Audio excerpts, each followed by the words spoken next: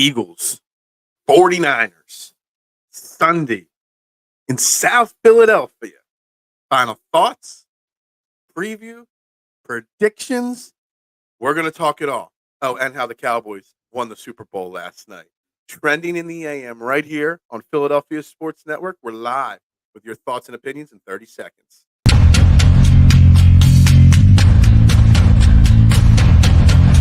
and goal.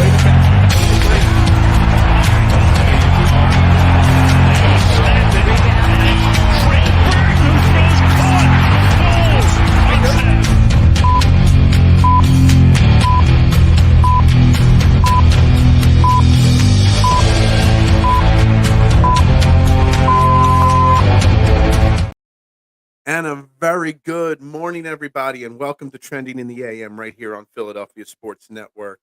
We're live, Facebook and YouTube. You know the drill. Hit those like, share, follow, subscribe. You name it, just hit those buttons and help to continue to grow this show as we get set for the final countdown. It's the final countdown to Eagles, 49ers, NFC Championship rematch. The Super Bowl for San Francisco. Just another game for us fantastic Philadelphia Eagles. We're going to talk all about it. We actually might have a fan of the show that's a 49ers fan coming on in a little bit.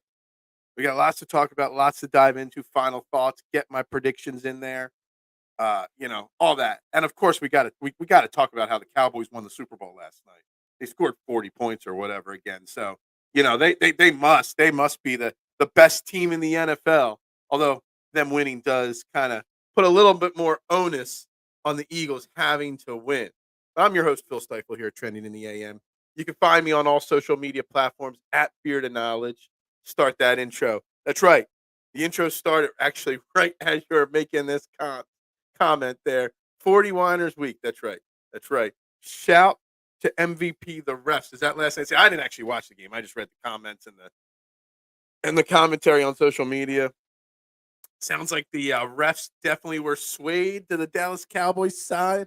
We won't hear that about it from any Dallas fans, though. Somebody better call my mama. It's about to whoop someone's ass. There's a wrestler. Who was it? The Funkasaurus. Call your mama. Yeah. Seahawks was hosed by MVP refs game. Yeah, maybe that's the narrative I'm seeing on social media right now. The refs, I'm seeing people complain about the refs for last night's Cowboys 41-35 win over the Seahawks. I'm seeing that. I'm seeing Cowboys fans. I already saw like 4 different people say the Eagles haven't put up 40 points yet this year. Yeah, the Cowboys haven't won 10 games yet this year either. So that would be my counter to that. But you know what? I don't even want to, focus on the Cowboys too much because we've got a tough game this week against the San Francisco 49ers, a damn good football team. So my focus is where it needs to be. The Cowboys' focus is never where it needs to be. The Cowboys' focus is always on something else. My focus is on San Francisco. My focus is on a tough matchup ahead. My focus is on getting a win Sunday to help alleviate some of the pressure that would then come from us lose if we lost and then had to play the Cowboys next week. I'm focused on the 49ers because if we lose to the 49ers, every Cowboys fan and every network in the world is going to have the Cowboys number 1 in their power rankings next week. Please, PI calls on Seahawks a face mask. I saw one with Bobby Wagner, a replay of it. Seahawks a face mask call wasn't called. 19 Seahawks, 5 for Cow. There were 19 penalties on the Seahawks last night. Holy, that's a lot of penalties. When the announcers are dunking on the refs, it's bad. Yeah, the refs never dunk. So I guess maybe last night was the first time I regret not having Amazon Prime and watching a Thursday night football game. Maybe I regret it because from everything I've heard and seen, it was a doozy last night. JSN a touchdown was overturned. McCarthy got a timeout. Pete Carroll wasn't getting. I don't know. There's a lot of talk on this Seahawks Cowboys game. And I could see Eagles fans obviously getting worked up over a Cowboys game. I can, but I like to keep it in the moment. I like to keep it in the now. When I talk about my teams, And the now is the 49ers, not the Cowboys. The now is, facing what's in front of us. And that's how the Eagles run their organization. The Eagles aren't worried about what the Cowboys did last night. They're worried about what they have to do on Sunday. They'll worry about the Cowboys next week. Although I will, you want to blame the refs. I'll blame the schedule makers, giving the 49ers 10 days rest coming into this game. And now the Cowboys get 10 days rest going into our game. And then the week after that, our Sunday game gets flexed to Monday Night Football. The schedule makers are not fans of the Philadelphia Eagles, that's for sure. Hearing, yay, here we go, makes me want to throw up. Yeah. Look, all the Cowboys, people that come out of the woodwork when they win, it's nauseating. It really, really is. What's up, the mayor? Fly, Eagles, fly. Predictions, thoughts, opinions, questions on Eagles 49ers. We got to get into it. When Dak was in third down, refs on 4 drives gave Cowboys automatic first downs. Look. Easy one. I love it. I love the passion. But screw the damn Cowboys and screw putting Cowboys content on Eagles 49ers Friday. Like, yeah, we could touch on it here, there. But man, my focus is laser on this 49ers game right now. After last night, I have a feeling the Eagles lose Sunday to set up a big matchup. Is that what the script writers have, Kyle? The script writers are saying that? I mean, it could be. It could be. We know this will be the Cowboys Super Bowl game. It's such a shame. Get the brooms ready. Not worried about whether we're sweeping the Cowboys yet. I'll focus on that Monday, Tuesday, Wednesday. I'll worry about that. I'm not sure we're going to win this week. This week's a tough game. This week against the San Francisco 49ers, against a team loaded with talent, is much more important than next week's game because this week's game is the game that's in front of us. We got to contain the run, prevent big plays, get to the quarterback. So contain the run of Christian McCaffrey is almost impossible to do. We just got to slow him down a little bit. He's going to touch the ball 25, 30 times. We got to make sure that he doesn't have any big plays and stays out of the end zone. We got to prevent big plays, absolutely. And we definitely 100% have to get after Brock Purdy. Brock Purdy. Every time I hear his name, I just want to say Brock Purdy. Yeah, I think getting after Brock Purdy is actually one of the 2 or 3 biggest keys to victory on Sunday. Brock Purdy is not Josh Allen, Patrick Mahomes, Tua, these running quarterbacks. I mean, he can scramble a little bit, but he's not a running quarterback. So we got to wrap him up and we got to put pressure on him. He's had a very easy go of it for 2 years so far. Lots of weapons, a great system, but he's never been really pushed or challenged. And getting after him will definitely do that. Phil getting tilted by the Cowboys chatter. It's not that I'm tilted, K1. My focus just isn't on the Cowboys yet. I know the Cowboys are boasting their chest. They're happy. They won their Super Bowl already. But no, not us. We got bigger plans. And it's a game by game week in the NFL. And the mentality of this Eagles team is next team up, next game up, next player up, next play up. And I like to adopt that philosophy as well. The mayor, I'm not worried about the Cowboys or Dak. It's official. I mean, I worry about the Cowboys. The Cowboys are a good team. CeeDee Lamb is great. Yeah, he's a damn good wide receiver. I'm not going to take that off of him. CeeDee was getting cuddled, bland, got sent back to the roasting room. Yeah, look, there's a lot that came out of that. In with you. I think this might be the one we drop. Not contained, but we got a tendency to bend, not break. Yeah, exactly. I mean, it's a fully healthy defense would struggle to stop Christian McCaffrey. Our defense missing Fletcher Cox, missing Zach Cunningham. Milton Williams practiced yesterday, so he should be good to go.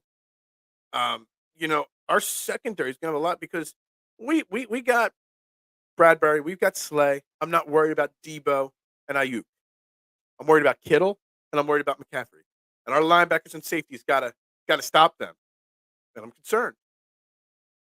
Hopefully we can get a big game out of Jordan Davis and Jalen Carter, so Christian McCaffrey can be slowed down, not stopped, but slowed down.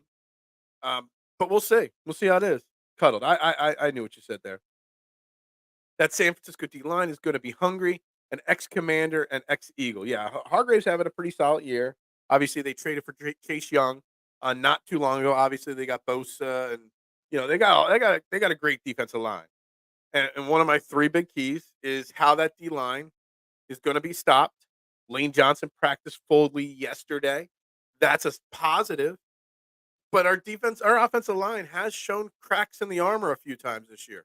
That's an elite. And this is going to be the most elite defensive line we've faced this year against San Francisco.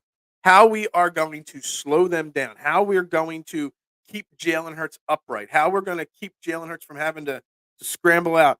It's going to be a big deal. You do that by running the ball, but we know the Eagles like to pass the ball, especially early and often in games. So it's going to be really interesting. And it's not going to help that it's going to be rainy again and cold again. Man, the Cowboys had the refs in their back pocket, is what I'm hearing. What's up, Mitchy Poo? Good morning. We got our hands full this week for sure. We got our hands full every week, it seems. We go Dolphins, the Cowboys, the Bills, the Chiefs, the 49ers, then the Cowboys, then the Seahawks. I mean, this is this is a hell of a stretch of football games we've got. As long as we keep coming out and winning, that's all that matters. Yeah. Are you applaud? Should we put the refs number one in the power rankings next week? EC1? I kind of feel like that might be the case. Cowboys aren't. If you watch Seahawks murdered them Cowboys was given easy first downs. Look, I, I, I still think the Cowboys are a good football team.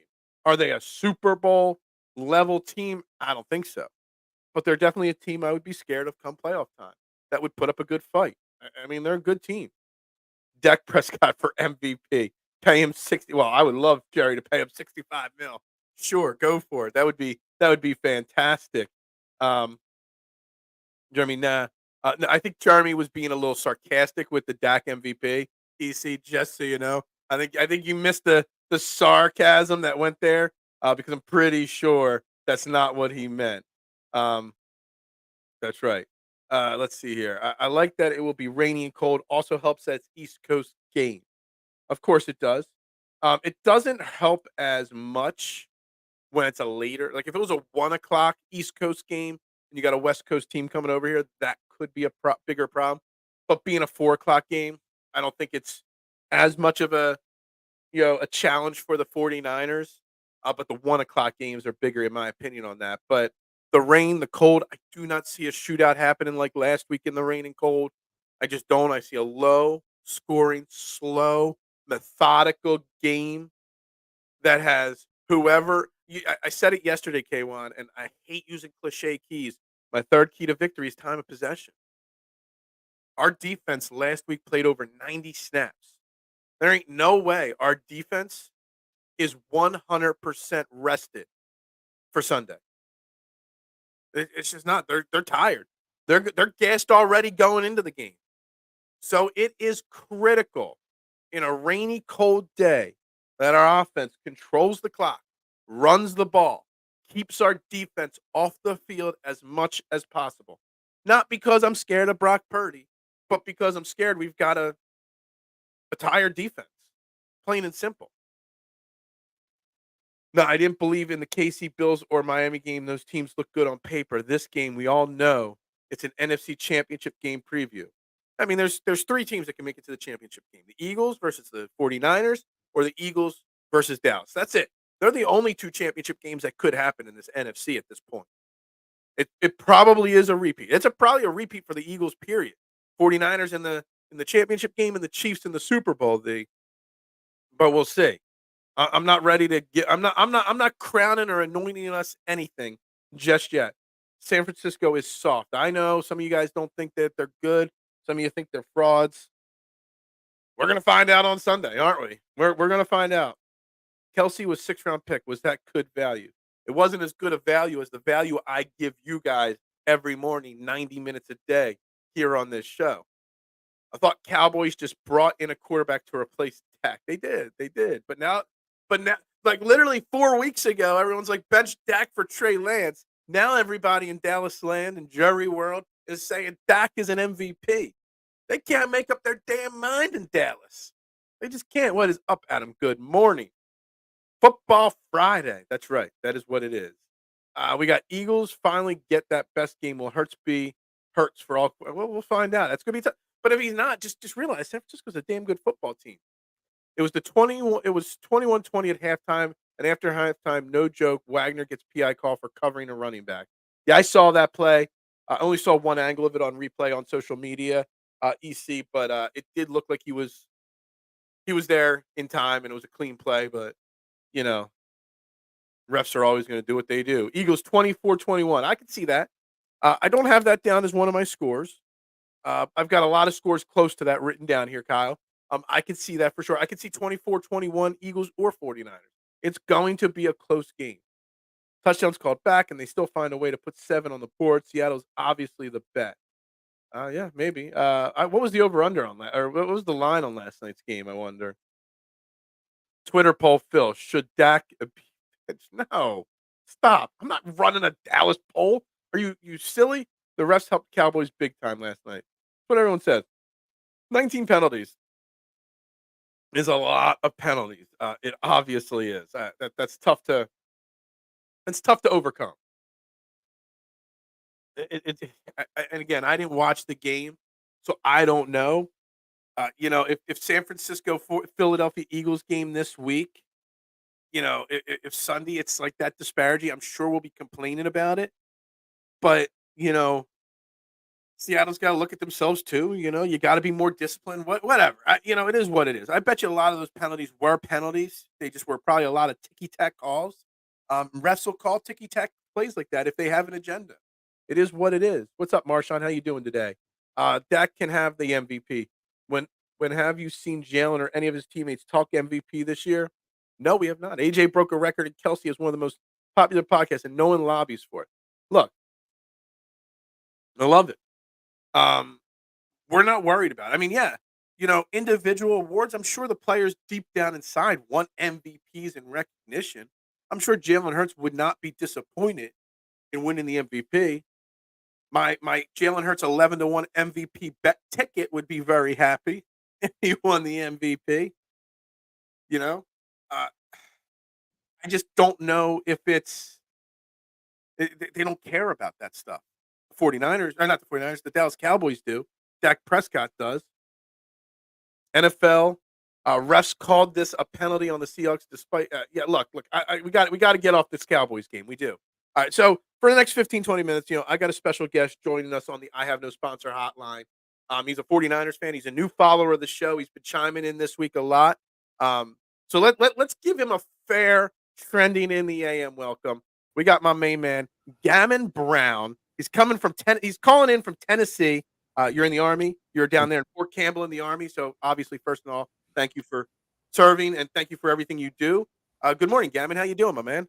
I'm doing pretty good. How's everything going for you? Out there at the Army there. Baby grand piano, fireplace. I didn't know the Army set people up. Yeah, not bad on government wages there. Yeah.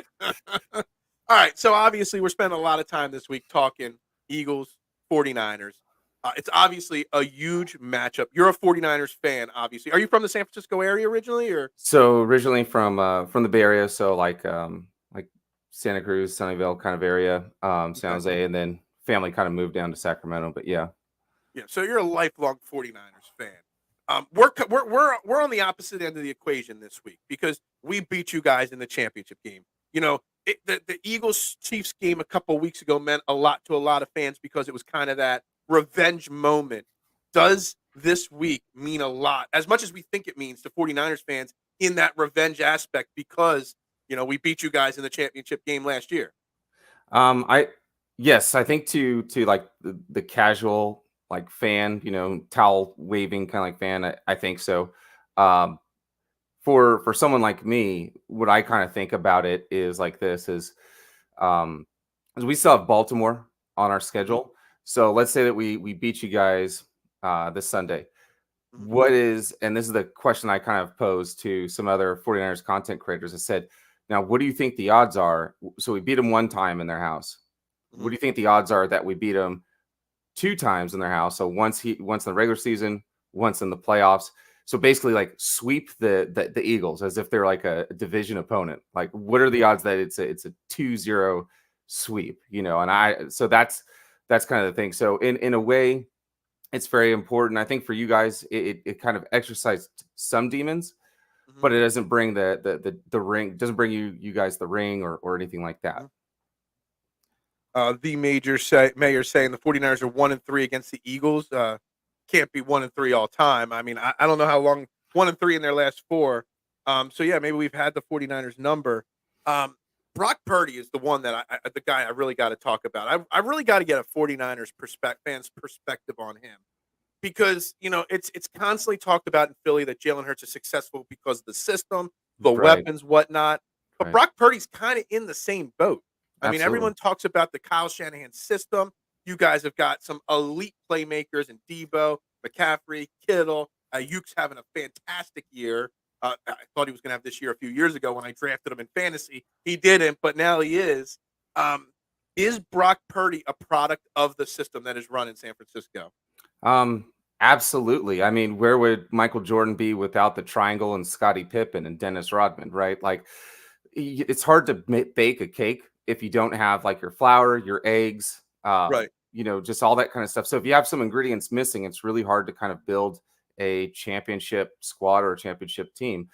I'm sure that it was driving you guys nuts last season when you guys were jumping up and down, trying to say, "Hey, this guy is an MVP. He's the best quarterback Mhm. in the league." And then even Nick Sirianni said, "Hey, he's our Michael Jordan," and everyone's giving you guys pushback. I'm sure you guys were going like, just watch the film. I mean, you guys think just because we have two good wide receivers, best offensive line in the league, like he's just staying there for 5 seconds until someone's open. And I was kind of guilty of that too. And then I went and watched the film, and I just went like, I went. To me, what surprised me is I went, "Good Lord, he's not just like a running quarterback." Because you always kind of have this in your mind, like he must just leave the pocket. All these guys are blocking, opening up holes for him. He must not. But what I saw was like his decision making when he left the pocket. It wasn't like Colin Kaepernick, where Colin might just leave because he was like, "Oh, no one's open. Crap, let me go." He would sit there, watch people kind of get through their routes, and then I wish I had like something where it said, "Hey, what's the best play? Is it to run, leave the pocket, or is it best to stay here and make something work?" And he never left unless it was the best decision. It was absolutely remarkable because when you got wheels, you just want to go. So what I would say is this: is I actually was not a Brock Purdy believer Okay. all year last year. I attributed it to Linsanity. He's around the Avengers, right? Like I was just going like he's having I his love that. Linsanity. He's having his Linsanity moment. And I would actually go on a lot of other podcasts and I would just say we need to kind of temper how we feel. Even with I actually used Jalen Hurts as an example. I said Jalen Hurts had a remarkable season, Mhm. but he needs to do it again next season, and then we know that he's the real damn deal. Well, he's doing it again this season. Why NFC quarterbacks are getting knocked? I guess because we can't have good quarterbacks. That's supposed to be only for the AFC. Yeah. But yeah, I mean, I would say the way that I kind of describe it is he has really, really good, some of the best decision making ever. He doesn't have that Nolan Ryan arm that you would see Mhm. like Allen does, like Josh Allen. Right. Josh Allen can literally throw somebody open as soon as they make their break. But what I like about Brock Purdy is he's got more of like a Greg Maddux arm. Yeah, his fastball is like 88 miles per hour, but he's so pinpoint on it. Okay. And what I did was I used a lot of time yesterday looking at various quarterbacks because I know everyone's going to say, "Hey, he's just a game manager." So I went back and I looked at, oddly enough, 2011 when the 49ers were playing against the Philadelphia Eagles, and you guys still had Mike Vick. So I got to see in that one game what is like a power throwing, ultra maneuverable guy in the pocket looked like versus like a really good game manager, Alex Smith. And during the course of rewatching that game, it hit me, and I was like, "Holy hell, this guy is like 85% Drew Brees." It's something that's really hard to describe because I'm sure when you guys were trying to describe it to everybody, Jalen Hurts last year, it Mhm. sounded so basic and generic, but it opened everybody's eyes once people were forced to watch him in the playoffs and in the Super Bowl. It was kind of an undeniable at that. I did go back to Yeah, the, dude, the film. everybody was questioning you at first whether you're a real 49ers fan or not because you're just so politically correct with everything you're saying here. Yeah, I mean, I try to be fair, and I honestly, I didn't. I was waiting for the clock to strike midnight, for the Cinderella ride for him to turn into a pumpkin. Mhm, Um, I just was like, man, it's over. But I just started looking at everything, and it says ball location area mhm, accuracy. His 10-yard split is only second to Lamar Jackson in the league. So in the first like 10 yards when they're moving around, mhm, only Lamar Jackson is better. Um, and yeah, I mean the scheme is amazing. He's much better this year than he was last year. So I think he really got shook up when he got knocked out because he waited like a tick too long. mhm. Now you're starting to see this ball come out on his back foot. One Mississippi, two Mississippi, and then it is out of there. His processing speed is the best in the NFL. But if I were to describe him, I don't know how you guys described Jalen Hurts last year, but the way that I describe him is like right now he looks like Drew Brees when he was about 2 seasons in with the Saints. Okay. I think it's an interesting thing. I can't speak this morning. The Brock Purdy story, comparing it parallel with the Jalen Hurts story, because No, there's it's a lot of disrespect outside of their individual cities. Outside of San Francisco, there's Brock Purdy hate. There is some Brock Purdy love on some national channels and stuff like that. Jalen Hurts gets crushed everywhere outside yeah. of Philadelphia as well. Do you think if the roles were reversed, like if Jalen Hurts was having this success in San Francisco, there would be a different reputation for Jalen Hurts? And if Brock Purdy was in Philly having this success, would the NFL or the fans have a different perspective on Brock Purdy? Do you think they're both just a product of where they're at, and that's why they're getting the disrespect they get? Because if Jalen Hurts or Brock Purdy were putting up these numbers in Dallas, they would Oh, be considered the greatest of all time. If they were putting up these numbers, in New England with Bill Belichick, they'd be the greatest of all time. But because Philadelphia is such a polarizing city, San Francisco as well, would it change the narrative on these guys? yes it would. I sorry to say. I mean, as soon as the game was over, I know you wanted to get off of the Dallas Seahawks game last night, Mhm, but they were immediately back to slamming the gavel, going mhm, like, Dak, he's got to be the front runner now for the mhm. MVP. And it's just like, holy hell, you guys, just write that into the script so quickly. But yeah, I mean, if roles were reversed, I think that if Jalen Hurts was on the 49ers and he's having the kind of season that he is, I do think that he would be uplifted a little bit more. I think it's because Brock Purdy, his story is just so much more, you know what I mean? Like if he would have won the Super Bowl, even if he did nothing else for his career, he would have made so much history. He would have had his own movie deals, book deals. Like it was just, it would have Yeah. been that. Would Jalen Hurts have gotten that?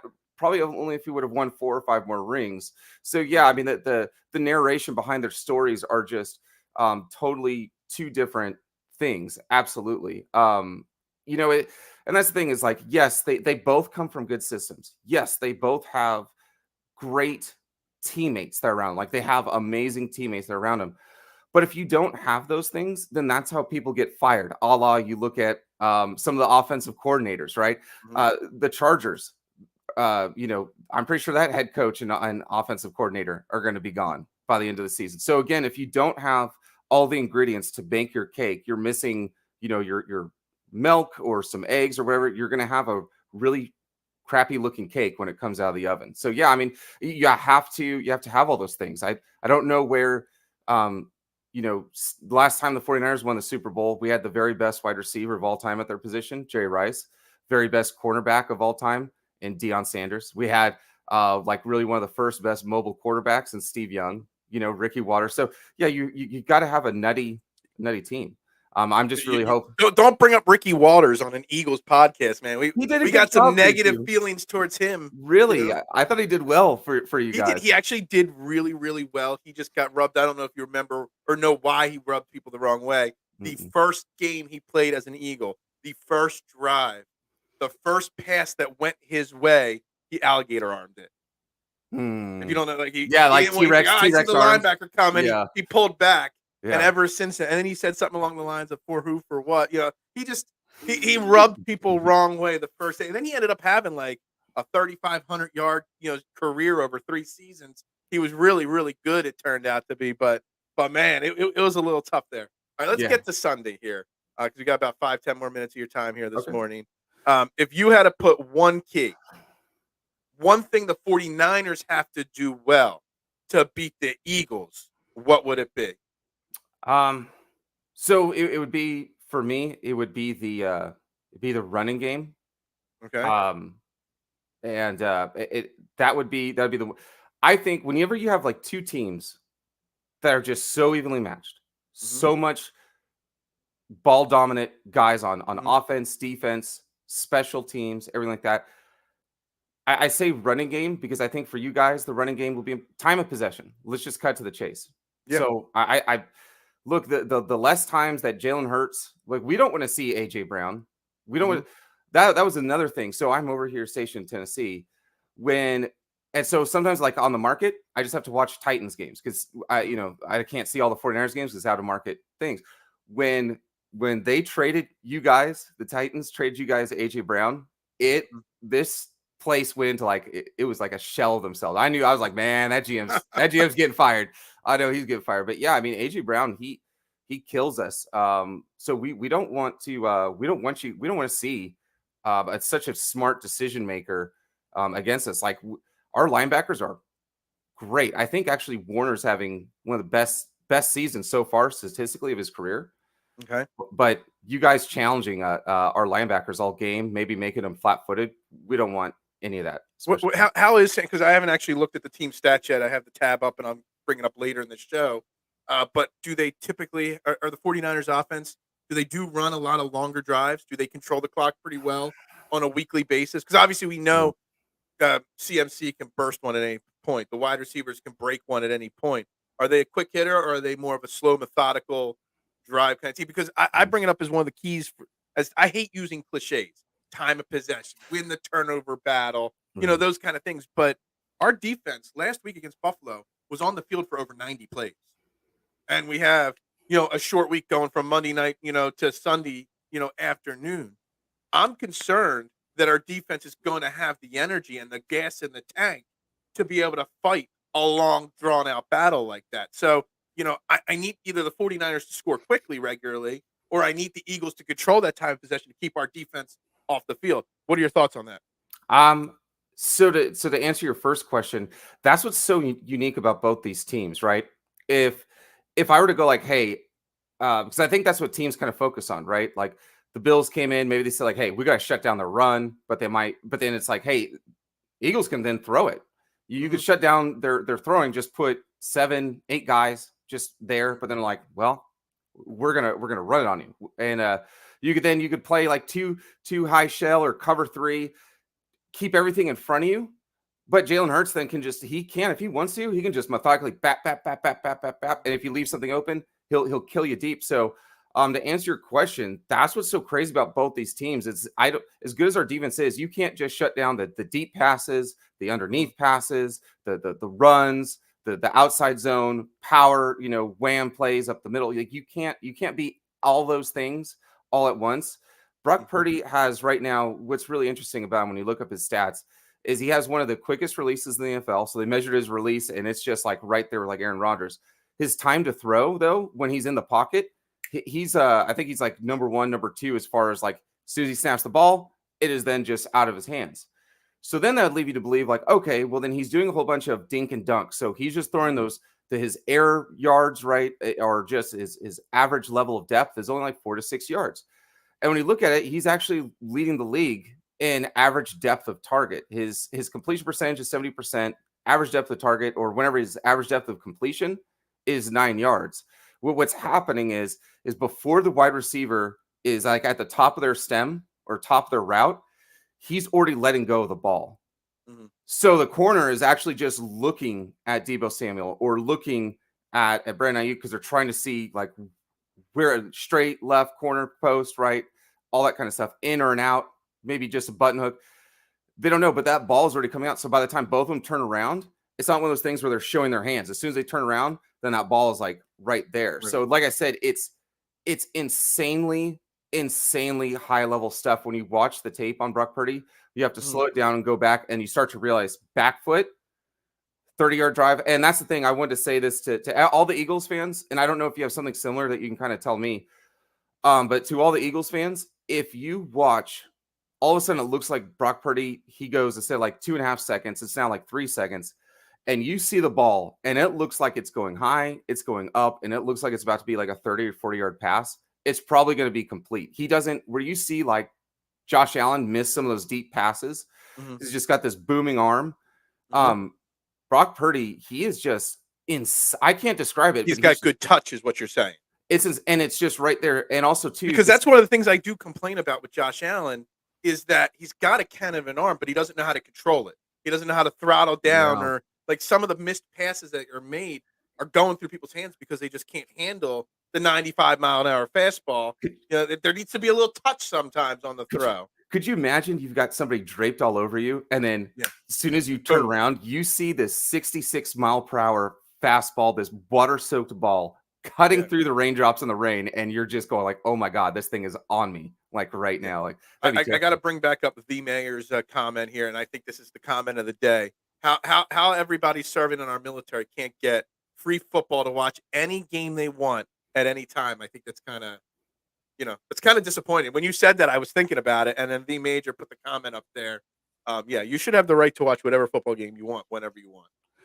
It would be nice because I just the NFL package, it's just too expensive, and I don't want to do like pirated TV or anything like that. But when I'm out of town, I go pirate version too. So it's not ideal, but it is what it is. All right. So real quick, in your mind, it's a huge game. Obviously, you could give me your prediction if you'd like, and how the prediction play. Like if you got the 49ers winning, great, that's fine. How did you come to your decision on how you see this game playing out? Absolutely. So, and I know what to do in this situation because I've been a guest on other shows. And if I just keep being level-headed like I've been this whole day, then everybody will be like, "Well, gaming was a nice story," and then they'll forget all about me when I leave. So what I really have to do is I have to drive these comments up, really nail it to everybody. So I'm going to go ahead and I'm going to say, because that's the only way then people go like, "Oh, I hope Gambit comes back on Monday." So that way I want to see him kneel before us. So I'm going to say 31-17 because we're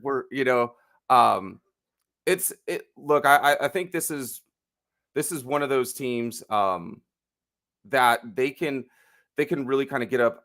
I know you guys don't use the injury excuse as much as the 49ers do. You guys are hellaciously banged up. I did use the word hellacious. I think that even in the rain, Brock Purdy is able to butter in passes and just really layer them in.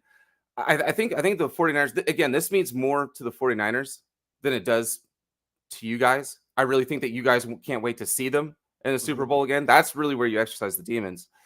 But this is not the game that I want to win. And like I said, we win this one, that's fine. We still have the Ravens coming up.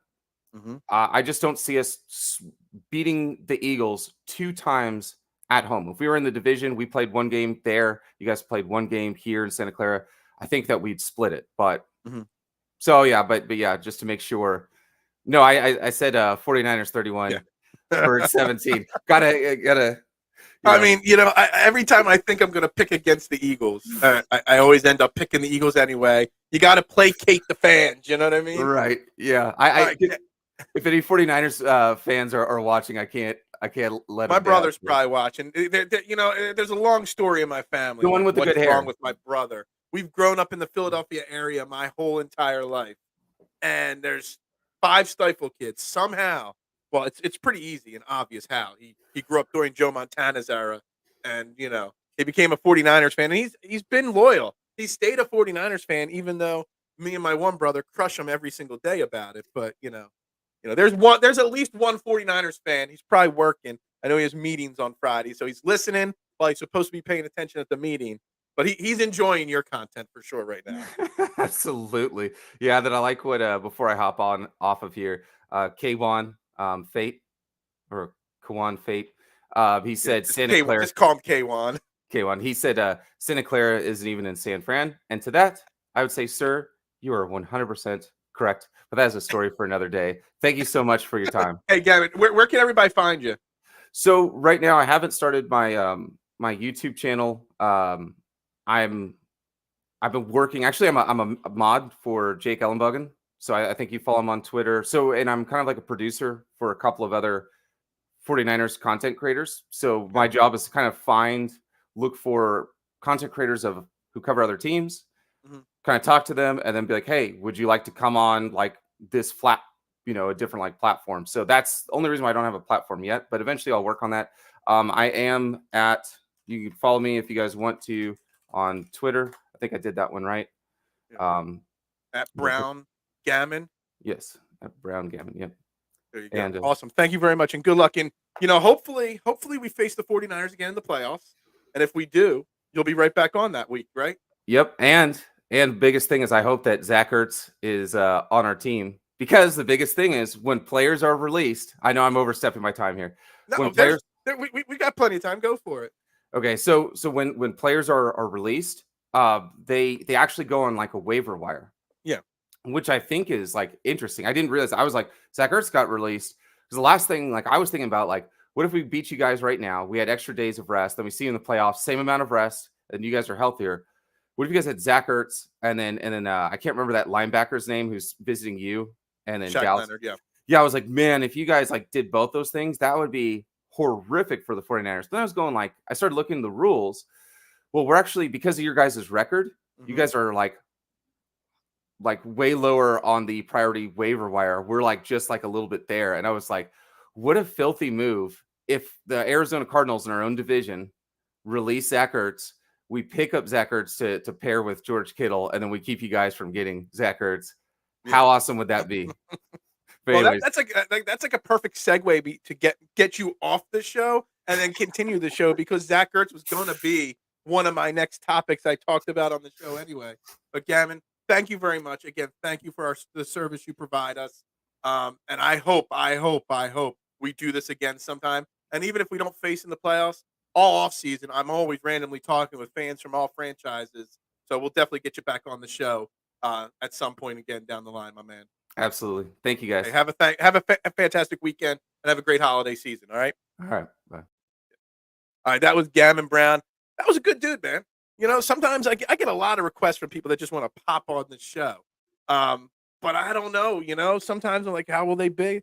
Those are some good stuff there. And he had a very realistic take. And I know I missed a boatload of comments. But I think, don't mention Zach Ertz's name. It is obviously something that we've got to get into. Weird or not, I'm not weird. That's I don't know if we got to bring Zach home or not. We're going to talk about that. I'm just going to catch up on the comments that are most recent here. He's 11 away from the record. I get that.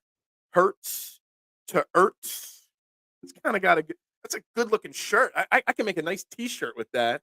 Sell that one. I think Ertz is old and veteran, so he does not go. No, he still goes on weight. Yeah. Get him out of here, Philly. Yeah. You're not overstepping your time. You're overstepping your bounds. Ertz bleeds green. That's right. Appreciate all the soldiers. Absolutely. And the fact the major or I keep wanting to say major mayor. You made a great comment. The fact that our soldiers, our Marines, our Army, our Navy, everybody in the armed services does not get free access to the NFL ticket package. I mean, it's a crime. They should be allowed to watch whatever football game they want. Very good. Yeah, he was actually very entertaining. Very, very good. Very well spoken guy. He came for Zach Ertz, Philly. Yeah, he did. Do you know how much San Francisco taxes is? He'd be playing for free, dude. I don't know much about San Francisco. I know I spent 2 weeks in San Francisco back in the day for a job, and man, it's a beautiful place, but it is expensive as can be. He was the first Niners. That was real cool. Yeah, it was good stuff, man. They should get all sports for free. That's the least they could do. Absolutely. Absolutely. I don't get it. Yeah, for sure. But yeah, so yesterday news came out that Zach Ertz was put on waivers or cut or released by Phil, you want to bet 5 bonus minutes on it? Veterans are free agents, maybe they are then. I thought look, I'm not betting nothing, okay? Philly, you were a corporate dude before. I've worked for some pretty big companies in the past. Yeah. I worked for Royal Caribbean Cruise Line. I've worked for a major Applebee's group. I worked for the Hyatt hotel chain for a little while. I've worked for some big companies before. I worked for Enterprise for a whole 2 weeks because it was the worst job I'd ever had. But that's that. San Francisco taxes are horrible. Our D line posted a picture of game day check, heavily gouged. I'm sure it is so expensive. Yeah, Kevin's still in the comments. Look, the Zach Ertz situation, guys. I know Zach Ertz is a popular name. Shaq Leonard. And real quick before we do this, we only got 10 likes on YouTube. Not good enough from the core 12. Guys, we got to hit that like button. 5 likes on Facebook, 10 on YouTube. Hit that like button, the share button, the subscribe button. I greatly appreciate it. Shaq Leonard, Zach Ertz, Marcus Peters. There's all these names out there. First and foremost, there's a reason why these guys are being released. Would Zach Ertz help the Eagles? Zach Ertz would have helped the Eagles 2 weeks ago when Dallas Goedert got hurt. At this point, Dallas Goedert's either going to be back this week or next week. And then what do you do with Zach Ertz? You're not going to have him as the blocking tight end number 2. You're not going to have him as the number 3 guy because he can't play special teams. So does Zach Ertz really, truly make sense? I know there's a lot of personal love for the guy, and I love him too. But is this really what we like? If you could only choose Shaq Leonard or Zach Ertz, who are you choosing? I'm probably choosing Shaq Leonard, even though I'm not even sold on Shaq Leonard because that bothers me too. He goes and sees Dallas, then he comes to Philly, and then he needs the weekend to think about it. Like, what's there to think about? Do you want to play for one team or the other? Like what? So I don't understand the Shaq Leonard situation, but he would help us because we are thin at linebacker. But the other end of the thing, the Zach Ertz, like, what does he do for us? Like, what positive would he bring to the table? Oh, wow. Did not know Phil was I was a company man at one point. I didn't last very long at many of the big companies. I'm my own guy. I don't like to follow those rules. Get the likes up, and I find your IP address and deliver a spoiled cheesecake. Yeah. Cheesesteak. Sorry, not cheesecake. Cheesesteak. Nowhere in my mind. I'm thinking cheesecake right now. We should be averaging 25. We should be. We should be. How this stream gets outviewed by Liam. God, his show on Wednesday had like almost 600 views. It takes me 3 shows, sometimes 4 to get to 600 views. Guys, pour it on, man. Let's go. Does Phil think Shaq is on waivers? He's not anymore. I know he cleared waivers. Ertz is no Aqua Bowman. Yeah, I mean, Aqua Bowman at least could play special teams. I don't know if he has or not, but Lamade would never see the field again if Zach Ertz was here. Phil rules his pizza shop with an iron fist. I do much better than Danny Rand did in the Iron Fist TV show. I'll tell you that. With all that being said, yeah, man, bring her to look. I get it, and you know what? If you're not getting Leonard or you're not getting Marcus Peters or anybody else, sure, bringing back Zach Ertz would be a good story, a nice story. Give him a chance to break the record. I get all that. But I don't think Zach Ertz to Philadelphia is the game-changing move that other people think. It would be a very, very deep depth piece. It just doesn't make a whole hell of a lot of sense roster-wise. It doesn't make a whole lot of sense scheme-wise. But we know Howie Roseman prefers to add offense and loves offense and is always worried about offense before defense. So it could happen. But there's another end of the equation. Like, we've got very little money left. You got Shaq Leonard, you got Ertz, you got all these guys out there that we want the Eagles to bring everybody. And I know everyone will say Howie Roseman can manipulate the cap better than anybody else. And I get that. Howie Roseman is a great cap manager. He does that very well. But we also have a lot of people we have to pay in the offseason. So anything he does now to manipulate the cap for this year will affect what he can do next year.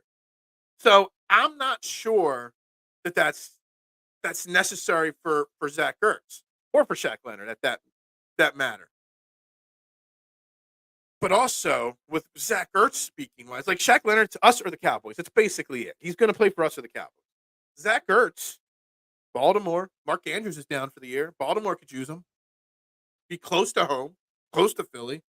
He's got his good buddy Doug Peterson down there in Jacksonville. They could use a tight end and another weapon for Trevor Lawrence.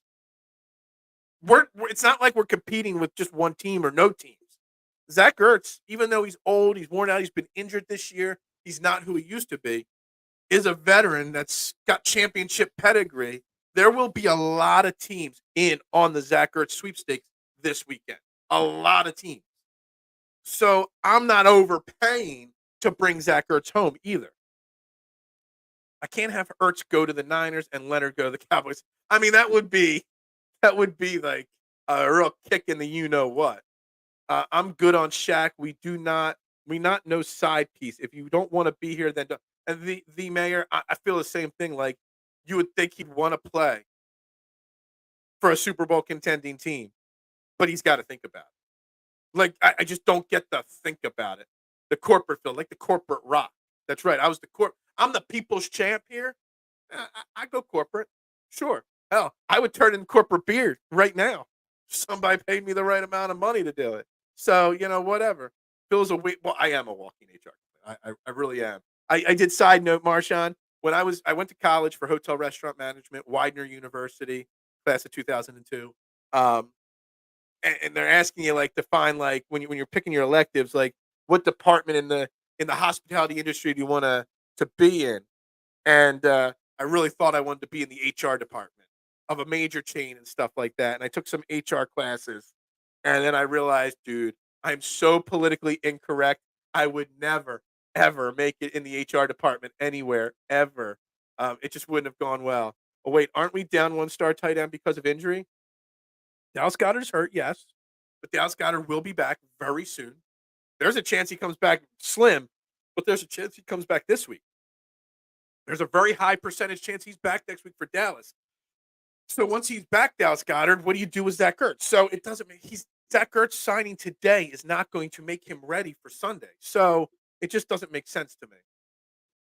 Game changing, no. Morale booster, sure. Emotional, hell yeah. 11 away. Then DJ. Yeah, I forgot to mention the Deshaun Jackson thing, and I was very, very kindly reminded about that yesterday afternoon. And I did not bring up Deshaun Jackson retiring as an Eagle. He is going to be the honorary captain Sunday. First and foremost, shout out to Deshaun Jackson, one of the greatest Eagles wide receivers of all time. A hell of a wide receiver in the NFL. He might even deserve a Hall of Fame nomination. Fantastic. And it still breaks my heart that he got cut the way he got cut. Chip Kelly and the gang stuff and all that just broke my heart. But I'll be a Debbie Downer. These players that want to retire for one day as a certain team, like I just don't. I don't get it. Doesn't do anything for me because maybe because I'm not there in person watching the game and feeling the emotion when they come out for the coin toss. But I just never got the let me retire at my old team for one day. The ceremony, it just I don't know. It just doesn't get me as a pump. But Deshaun Jackson is one of the greatest of all time. We already got Julio. Don't need Ertz. Exactly, K1.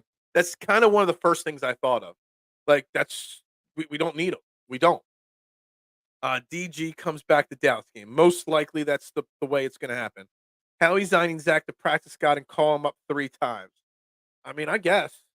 I I mean, it could still happen. I'm just not saying. I'm just not sure it's necessary. Ertz is ancient. I'm sure Howie can get him dirt cheap. Probably. Probably. Howie signing Zach Ertz to play linebacker. Exactly. Who's playing linebacker? Nobody. So, that's a problem.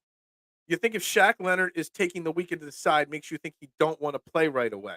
Yeah, he just wants an extra week off. He wants to chill. He knows he's going to get paid. Somebody's going to pay him.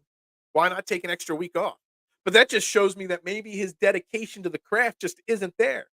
You would think he'd want to be here or anywhere, getting into the team facility, learning the playbook, getting ready for the stretch run. It rubs me the wrong way that he's got to think about it. It just does. The linebacker situation should have been addressed in the offseason. Absolutely. N'Kobe, been too small. I was on N'Kobe. I might be wrong on N'Kobe Dean, but I was a big fan of N'Kobe Dean. I thought he was going to be great this year. He just couldn't stay healthy. We should have moved on off him. It would have been fine, but now, yeah, look, it's a problem, the linebacker position. Ertz to Ravens makes most sense. It makes a lot of sense. And so does it to Jacksonville with Doug Peterson. I mean, it's kind of like an Eagles connection there. So, but the Ravens make so much sense, though, because Lamar Jackson relies on tight ends so much. Zach Ertz doesn't have the burst he used to, but can still get open over the middle for short passing completions. It makes so much sense. Next year, we get Jeremiah Jota Jr. in the draft, and one step closer to locking up that position. Well, it depends on where he gets drafted. because we know he doesn't. We know he doesn't draft linebackers in the first round. So it just depends on where Jeremiah Trotter goes in the draft. You're overreacting on Shaq Chat. He is considering coming to Philly for less money. Well, then accept the less money. Don't. It doesn't take a weekend to figure that out. Imagine getting a chance to play with the MVP, Dak Prescott. It's a tough decision. Yeah. Comment. Great comment. Phil said the pizza biz. That's right. I get what you're saying, but if you don't believe, then say that. We all know what's up with Dallas. Why play around? We are not losing on D-Jack's night. I mean, I hope not. I hope not. I hope not. Um, it's a lot. It's lots of money, but it's Dallas. They stink. We just ain't fam. Yeah, we're just not losing on D-Jack's day. Greatest deep threat in NFL history. I mean, that- it's a. If he's not the greatest, he's top 2 or 3. Maybe he's the best little wide receiver, the greatest little wide receiver of all time. Randy Moss was a pretty damn great deep threat too, Marshawn, and he was just more than just a deep threat though. Deshaun Jackson though, the greatest little man that played wide receiver for sure. I'm surprised you think Ertz has a market. Ertz has a market. There's no doubt about it. He's a veteran that's won a Super Bowl. So Djax is def a Hall of Famer, second ballot for sure, but not being in would be heartbreaking. Look, I mean, first ballot, second ballot. I mean, we saw how long it took. It took Chris Carter to get in the Hall of Fame and some other wide receivers, but Djax has rubbed some people the wrong way throughout his career. So I don't know if he gets in the first or second, but he definitely should be in the Hall of Fame. Definitely one of the greatest deep ball catchers, and he tracked the ball so well. He could just catch. You throw it up there, and he can find it, no problem. Third in 50-yard bombs, first in 60-yard bombs. Damn, that group was special. Yeah, man, absolutely. Of course, you would find something wrong with him retiring an Eagle. I don't. You just love triggering me. I'm not finding anything wrong with it. I'm just saying it's not. It doesn't excite me any. Eagles are class of 2010. Stop. Nick Foles, Macklin, Jax, Shady. Yeah, Chip Kelly did not deserve that squad at all.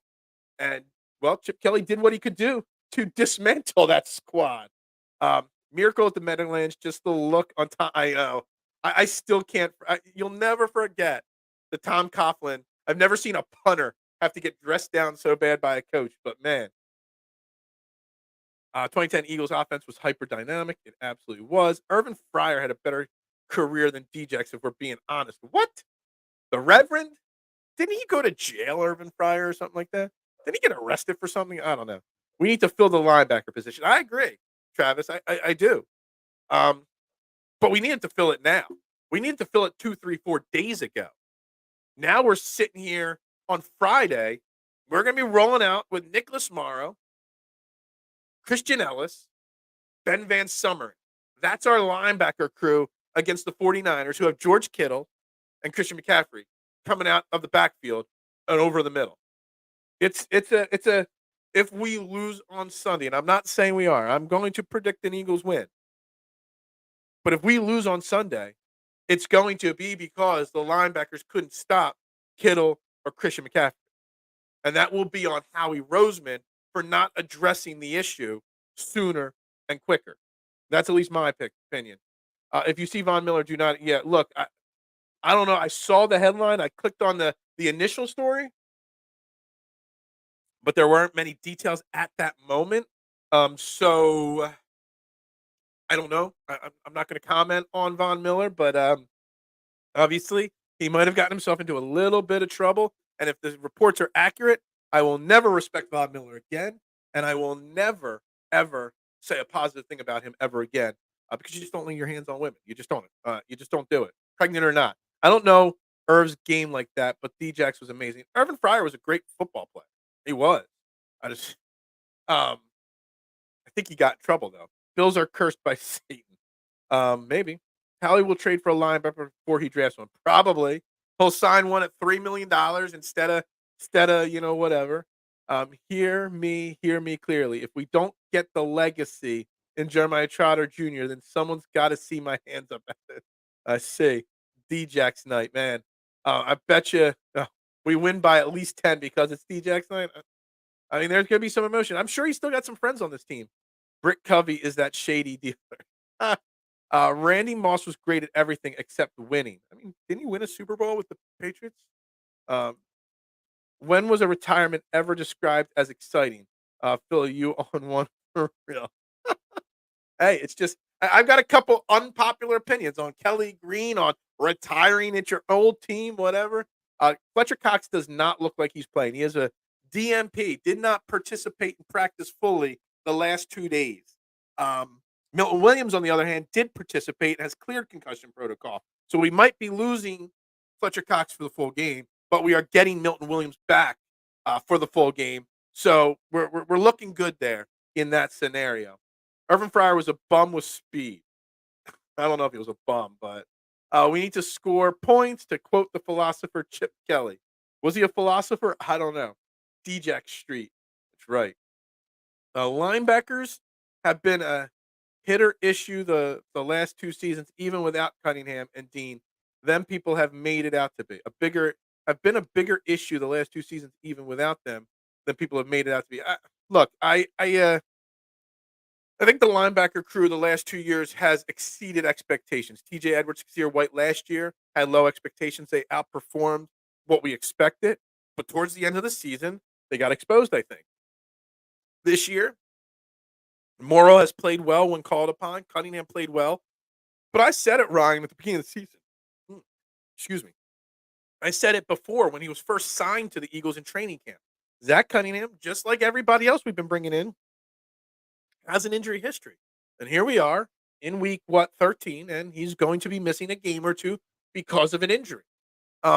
He's not played a complete season in I don't know how long. I forget, but it's a long time.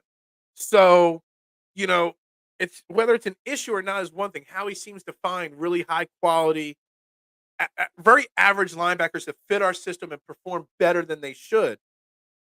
But you still got to have some depth, especially when one of your players constantly gets hurt. And we got 2 in Dean and Cunningham that have an injury history. So having Morrow and Ellis as your only options, and Ben Van Summern's now on the active roster, it's a problem. Djax is a legend for sure, without a doubt. Yeah, Vaughn is. Vaughn's done for sure.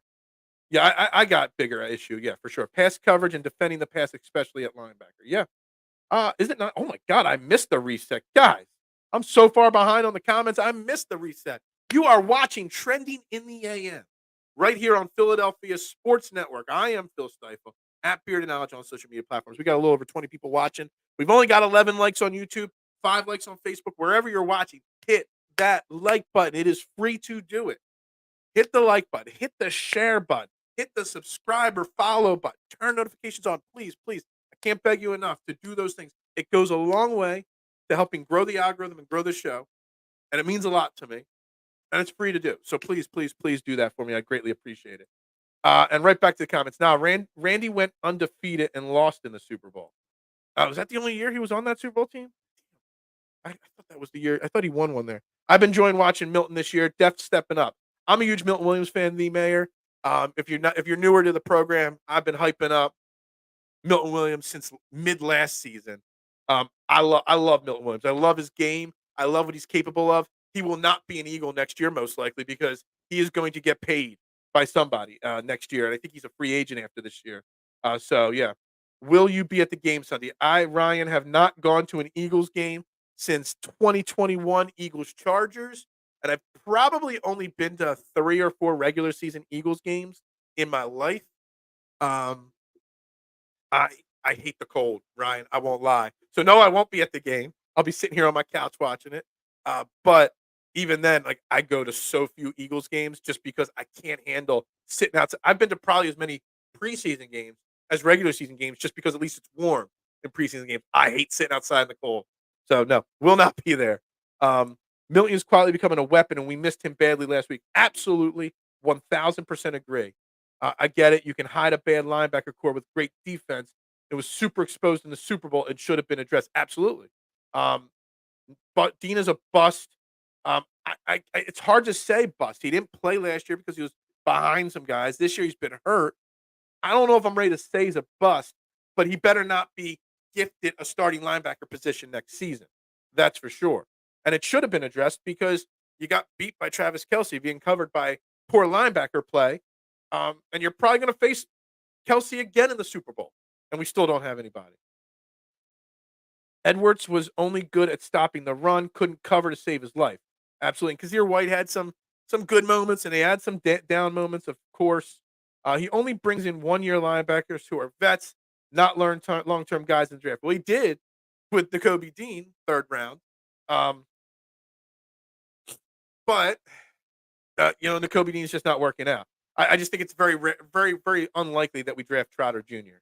I will be at the game Sunday. Awesome, Adam. That will be crazy when DJ's announced. I'm sure you're gonna have no voice on Monday after that one. Well, thank you for hitting the like button, Mitchy Poo. I greatly appreciate it. Since I last asked on the reset, we've gotten 2 more likes. We're up to 13 likes now on YouTube. What's up with Jalen Carter? I forget. Hold on a second. Give me a second. Eagles.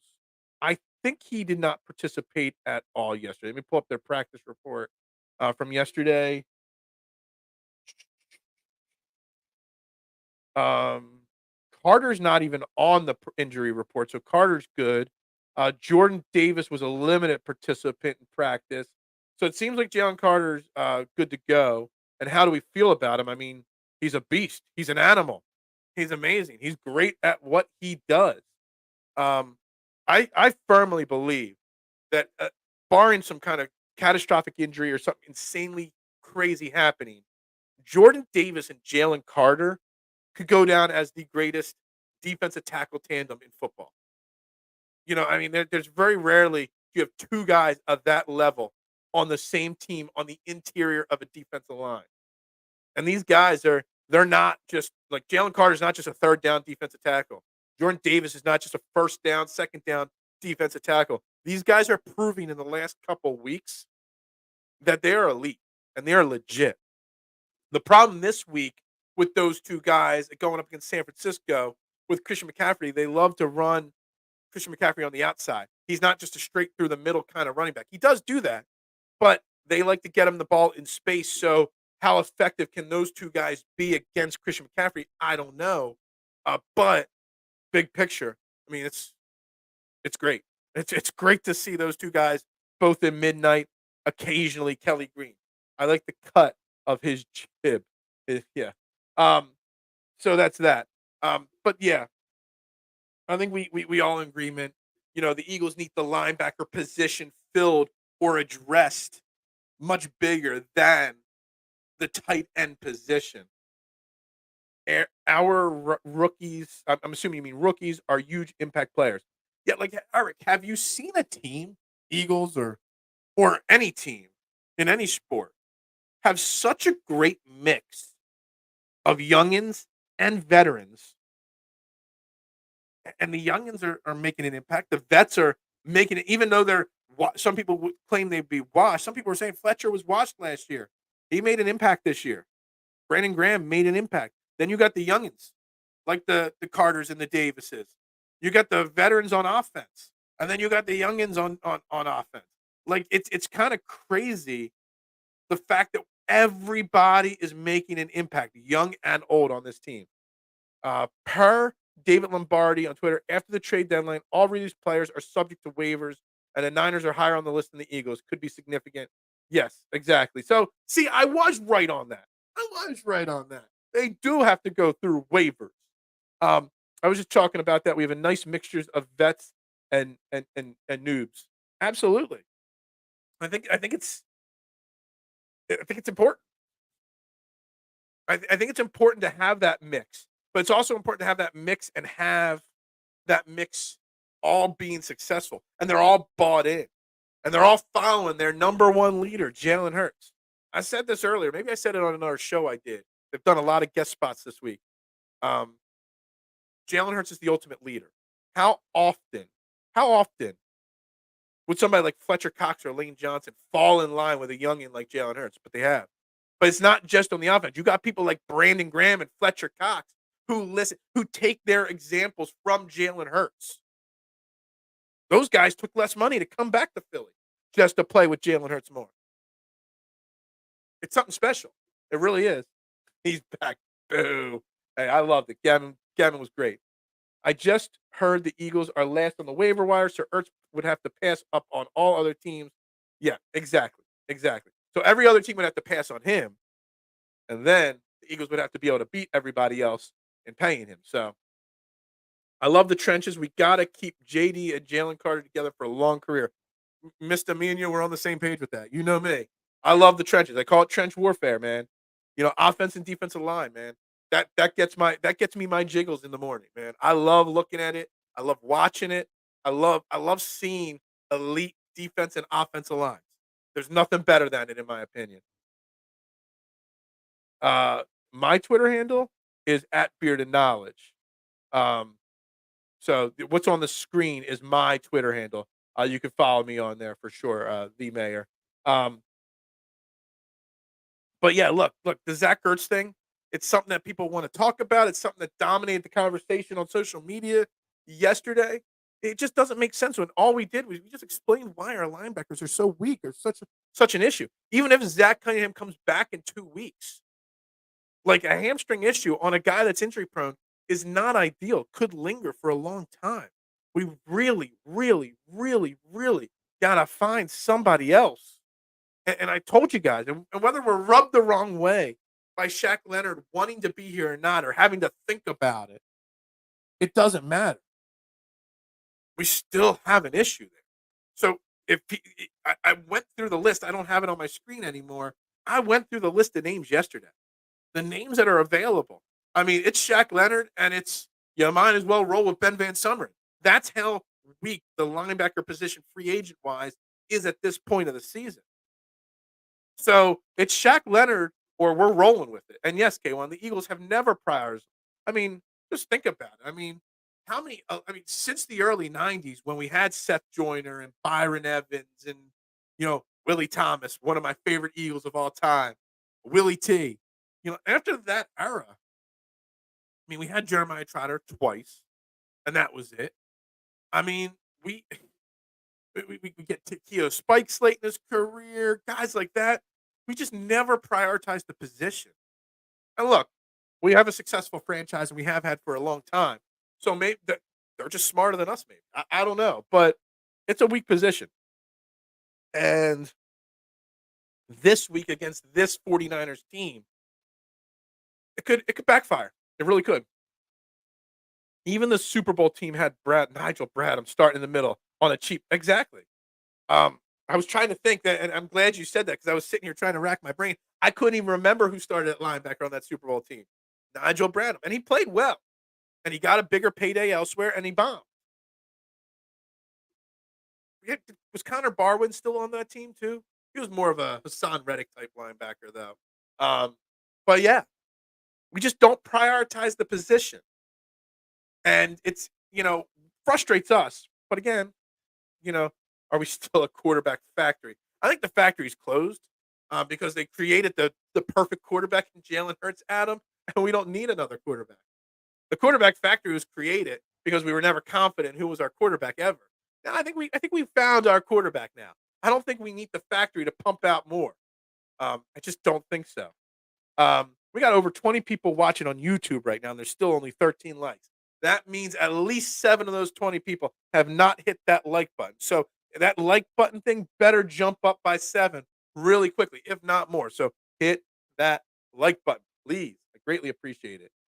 We haven't had a solid linebacker since Jeremiah Trotter. See what I'm getting in. Bring in Junior. I get it. I don't follow the draft and the college football that much. Is Jeremiah Trotter a first round draft pick type person? That's what I'll ask you, the mayor. If he is, then we're not getting him. There would be zero chance we'd get him. Our first round pick next year very well could be a future replacement for Lane Johnson, in my opinion. He went to the Rams with Nick. Did he? Okay, gotcha. Now Connor didn't get a ring. He left. He either left the year before or during the season. He went. Okay, yeah. I was just trying to think of it off the top of my head. I'm really struggling. Say less, Phil. I'm going to find IPs and old cheesecakes. I don't know. I still don't know how I said cheesecakes instead of cheese steaks. I mean, like I said, I opened my fridge this morning. I was out of eggs. I had no toast. I had no muffins, no waffles, no bagels left in the house. I had no breakfast food. I'm literally running on coffee and water this morning and no food. So I'm thinking of something. So cheesecake is obviously what I'm thinking of. The Axeman. Axeman was a great linebacker. Jordan Hicks was a solid linebacker. He couldn't stay healthy when he was here. What was he, a third round draft pick of the Eagles when he because we picked him, we drafted him. I don't think he was a first round pick though. I think he was more a third round guy. Yes and no. He is and he isn't. But how he does what he wants, so I'm sure if anyone could pull it off, it's him. Remember Juan Castillo? He did the Y. Dude, the Y9 was the worst. I don't know what was worse, the Y9 or making Juan Castillo your offensive coordinator or your defensive coordinator. I mean, like the Y9. I hated the Y9. We got gashed in the run game so bad with the Y9. That was the Y9 was when Babin was here. What was his name? Jason Babin. Um, dude, yeah, smash that like button. That's right. Come on, please. I called everybody out, and I got one extra like on it. Like seriously, what is wrong with people? The lumberjack. That's right. That's right. Yeah, Hicks was a third rounder. That's what I thought. Juan and Y9 was so garbage, dude. Like the fact that it wasn't even like we were the inventor of the Y9. There were multiple teams that were running the Y9 at the time. But man, you got to have the right personnel to run the wide nine. And we had the blitzers, but we didn't have the linebacker. You have to have a really solid middle linebacker and a really good safety to run the wide nine because when that running attack gashes you, you got to have somebody that can stop the run. We just didn't have anybody that could stop the run. The Y9, I haven't thought about the Y9 in ages. Wow, man, like it's bringing back nightmares. Honestly, I'm writing this down because I got to do some Y9 research after this show. I got to see if anybody else in the NFL even runs it anymore. It's smart to draft a quarterback in the second or third round. If he's talented, you could trade him for a first round pick in 2 years. That's fair. That's fair. Absolutely. That might be what happens with Tanner McKee in a few years. But, but, we don't need a quarterback right now. I would hit the like button 1,000 times if I could. I appreciate that, Adam. You are my man. I appreciate that. I appreciate each and every one of you that do this. Lane needs to handpick his replacement like Kelsey did. Sure. But I see that being a big topic in the NovaCare complex this week, this offseason, is who's going to be his replacement eventually. Not now, eventually. Real quick, fire through here. Let's see what the NFL schedule looks like. I'm about 50-50 most weeks on this. First game, 1 o'clock, Colts visiting Tennessee. The Colts are 1-point favorites. The Colts are winning that game. So if that's for sure. Chargers at Patriots. Chargers are 5.5-point favorites. I hate the Chargers, but I have to take the Chargers and the points because the Patriots just stink. This might be the week that Bill Belichick gets fired. Detroit on the road to New Orleans. Detroit's 4.5-point favorites. I am taking the Saints and the points, but I think Detroit wins that game by a field goal. Falcons at Jets. Falcons are 2-point favorites. I hope I could take the Falcons. I hope the Falcons win because I want the Jets to collapse and not to see Aaron Rodgers back. I don't want to see that miraculous comeback for him. Steelers are 5.5-point home favorites against the Cardinals. You got to take the Steelers. You got to there. Steelers are the quietest 7. Everyone says the Eagles are the worst 10-1 team. Well, the Steelers are the worst 7-4 team out there. We got Dolphins going to Washington. Dolphins are 9.5-point favorites. Yeah, I got to take the Fins 9.5 points. Broncos at Texans. Texans are 3-point favorites at home, but I'm going to go with the Broncos and the points. I am. They're hot, man. They're a hot team. First 4 o'clock game, Panthers at Buccaneers. Buccaneers are 5-point favorites. Yeah, Bucks win that game for sure. Browns at Rams. I just saw Joe Flacco's now the backup quarterback in Cleveland. Didn't even know that. Rams are 3.5-point favorites. I'm going to take the Rams and the points. I am. I like that. We'll get to the Eagles game in a minute. Then we got Chiefs at Packers.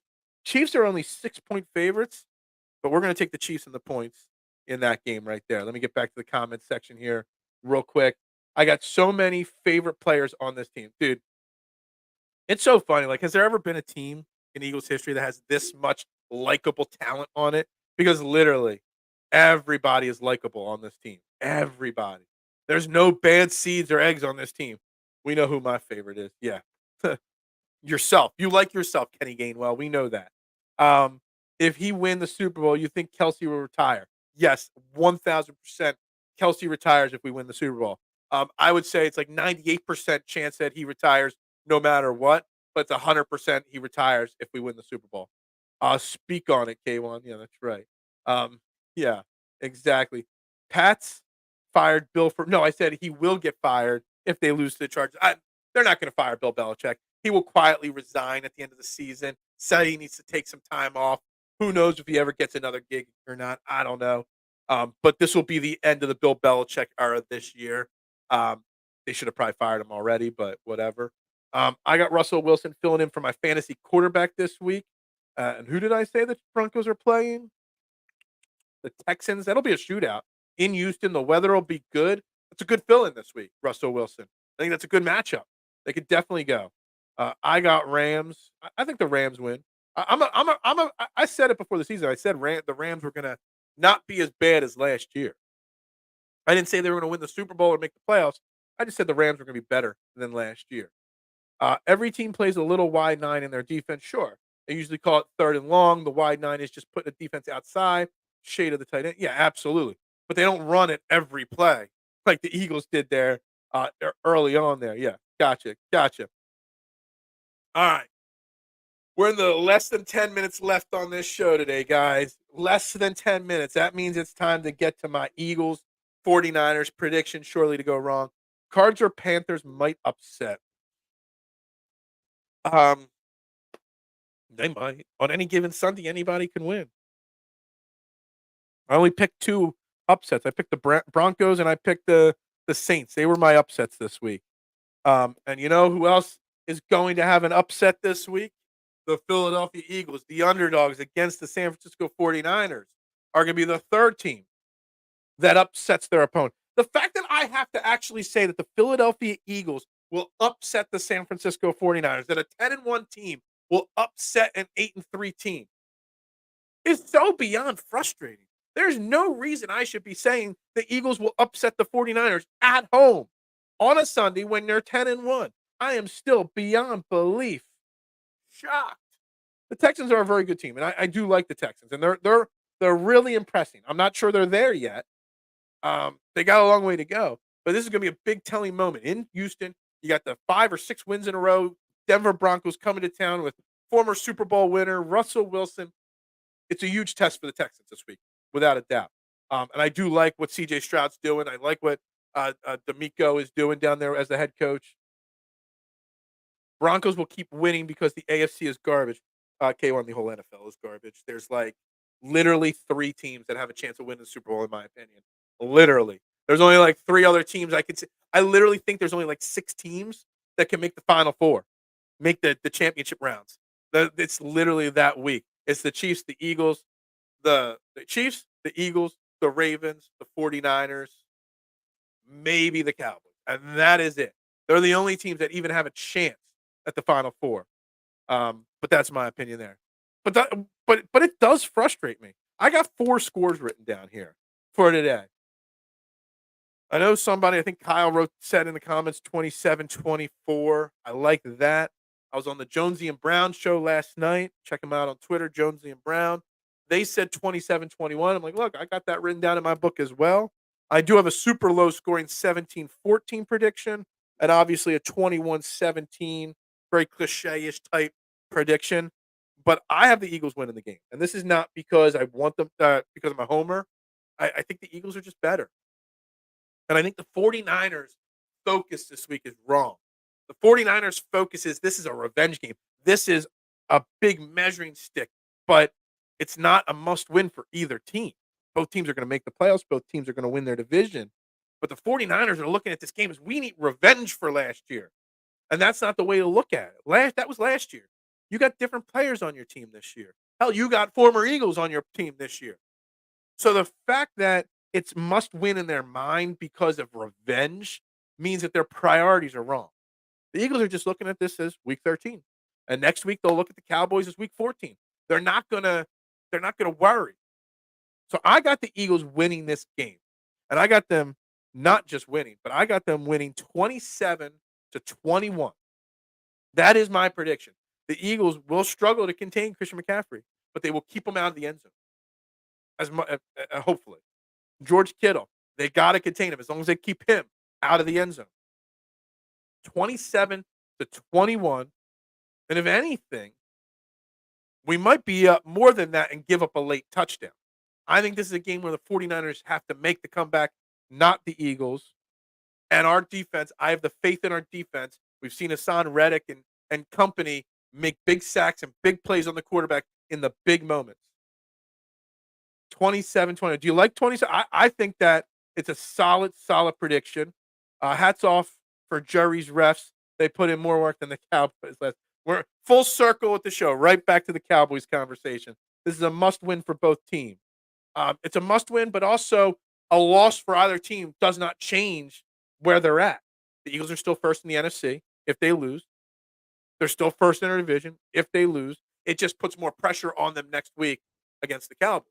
And I don't know what the 49ers schedule is the rest of the year. I know it's not hard, but that's about it there. They deserved the game ball, the refs last night, I guess. Adam with the higher scoring 31-28. I was shocked it was high scoring last week in the bad weather, but I don't think they'll do it again. I don't think they'll be able to put up that much that frequently. 33-19. A weird score, 33-19. I'll have to check to see if that's even ever happened before. I like how you started with the 17. And my eyes went, I'm like, oh no, he's predicting an Eagles loss. But no. E-Money saying 49ers 17, Eagles 30. That's a blowout, man. Bentley, I hope you're right, but man, I would love a stress-free Sunday. And that score prediction would be a stress-free Sunday. I just don't see it, man. I don't.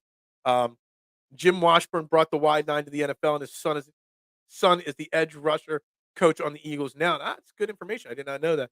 Chip Kelly brought the RPO to the NFL, now with the Eagles. Yeah, absolutely. K1 saying 36-33 Eagles. I agree. It's going to be a close game. 27-21, I think it's closer than that even sounds, but a couple bold predictions of blowouts, and it would be nice. I would love a stress-free Sunday. I just don't see it happening. I just don't know if there's a way that the Eagles can just roll over the 49ers like that. The 49ers are a damn good football team. The best way to do things is to respect your opponent. You always respect your opponent. And I respect the 49ers. That way, I hope the Eagles are respecting what the 49ers are capable of as well. Let's just hope that the 49ers decide to use a third-string tight end to block Hassan Reddick again. Let's just hope for that. And then if that happens, then maybe this score is accurate. But Eagles, 27. 49ers, 21. That's what I got. Mitchie Poo saying 24-21. That's a very possible score as well. I mean, it's only a field goal off of what I predicted. Very possible. But I see it under 50 points total for sure. I see it 3 to 6 points for sure. Either way, no matter who wins this game. Hats off to Gammon, cool dude. Yeah, absolutely. Gammon Brown, great dude. Again, thank you for your service and thank you for your time coming on the show for today. It was a blast to have you. It was a blast to have a fan from another franchise, a fan from the franchise we're facing this week, and then be so open-minded to have a conversation. I've had some Cowboys, content creators on here, and they're like, Cowboys great, Eagles suck. No, Gammon brought some real legit content to the program. So hats off to him. Great stuff. So we're going to wrap up the show. It's trending in the AM right here on Philadelphia Sports Network. Guys, such a disappointing show today. Only 16 likes on YouTube, only 6 on Facebook. Viewership wasn't extremely high. Guys, you're constantly letting Liam beat me in the ratings battle at PSN. Got to do better, guys. Got to do better. First Niner fan I've seen who wasn't a troll. Yeah, he wasn't a 49ers fan. He was a 49ers fan. So it was definitely entertaining to have him on. And doing it from the Army base there. He's at Fort Campbell. And again, can everybody please send something to their politicians in their town that the Army and Navy and Marines should get full NFL package access for free? Can we all write to somebody and make sure that happens for my man Gammon, please, and all the other soldiers? Another great week. We are trending up. Let's go. Dude, I get down on the views sometimes. I let it affect me sometimes. But man, it's been a great work. This is my 7th show in the last 5 days. Hell, I've done 5 in the last 3 days. So it's been a lot of fun talking sports, this week, talking Eagles this week. We barely have touched on the Sixers. But it is what it is. But I appreciate each and every one of you that tune in here. Hard to talk sports with people these days. It is. You can't have just a conversation. It is. It's a shame we got to embarrass the 49ers on national television because of Deebo Samuel running his mouth. Absolutely. Write you, Congressman, to like, comment, subscribe. That's right. That's right. I've seen 2 Class Act 49ers content creators, and there's hundreds of them. So, yeah. So there's that. All right, guys, we're wrapping it up. Trending in the AM right here on Philadelphia Sports Network. Like, follow, subscribe. Be back Monday. Hopefully talking a victory Monday. Hopefully talking an Eagles win over the 49ers. And if not, we'll cross that bridge when it gets to us. But everybody have a great weekend. Everybody enjoy themselves. Be safe. Be well. We'll talk to you guys on Monday. Guys, it's December 1st. Can you believe it? We're in the final month of the year, guys. 2024 will be here before we even blink. Everybody have a great day. And like K1 says, right there, it's very easy to close this show. Simply go Birds.